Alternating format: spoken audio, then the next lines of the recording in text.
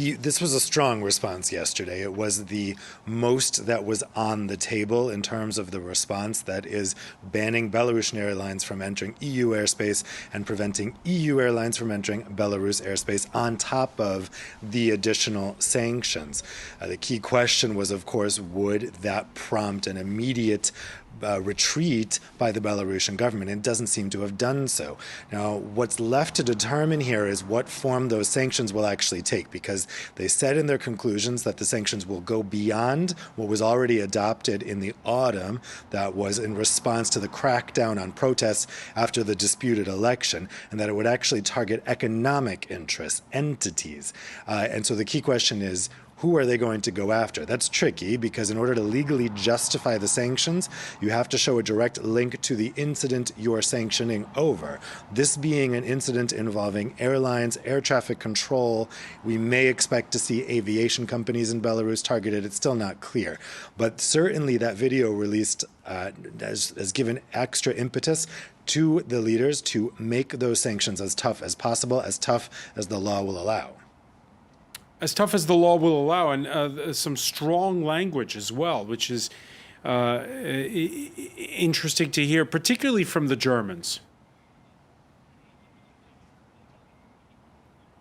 Yes, for sure. I mean, the Heiko Maas's comments, Angela Merkel's comments, where she called Belarus's explanation for the incident implausible, that got a lot of attention when she said that last night, because it really means nobody is believing Belarus's explanation for what happened here. And the key question when all of that rhetoric was building ahead of the summit last night was whether that rhetoric would be matched by action. Now, you could argue that the rhetoric they used was so strong, hijacking, piracy, state-sponsored terrorism, that just an airspace ban doesn't really match that rhetoric, because you're making it sound like a declaration of war, in which case, if you were to look for action to respond to that, it might call for, you would think, a declaration of war. Of course, that's not going to happen, but the EU risks not looking like it's backing up its tough language with tough actions. And so again, that's why it's really going to be key to see how those further sanctions pan out. And you told us, Dave, 24 hours ago that leaders would be doing a bit of forensics on how they've handled Russia in the last months. Any update on that?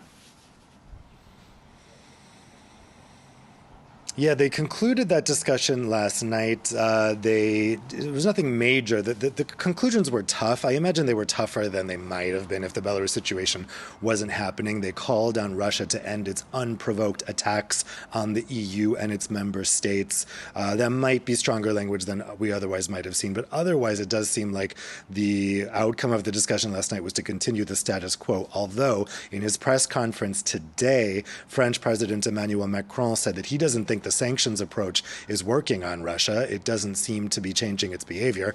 Of course, that begs the question, if the sanctions approach isn't working on Russia, why would it work on Belarus? He kind of dodged that question when he was asked by a journalist.